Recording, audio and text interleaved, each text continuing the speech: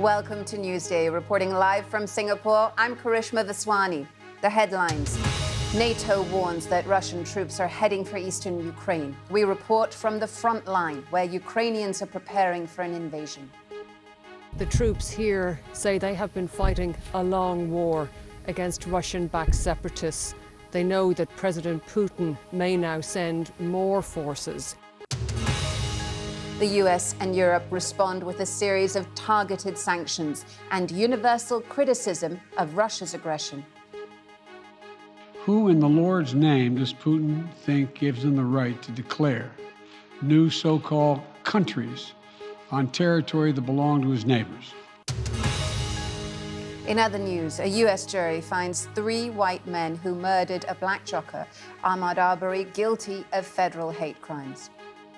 Ahmaud will continue to rest in peace, but he will now begin to rest in power.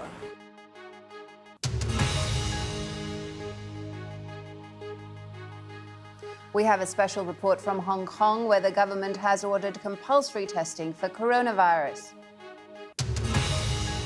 And piecing together the huge wingspan of a giant flying dinosaur, a new discovery suggests they may have been far bigger than we thought.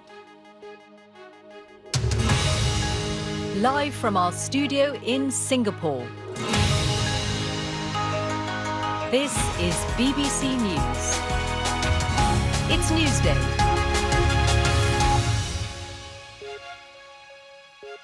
Hello and welcome to the programme.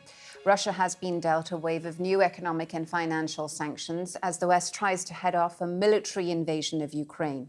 NATO says there's evidence that Russian troops are moving towards areas of eastern Ukraine. President Biden has accused Russia of a clear violation of international law and announced new financial sanctions.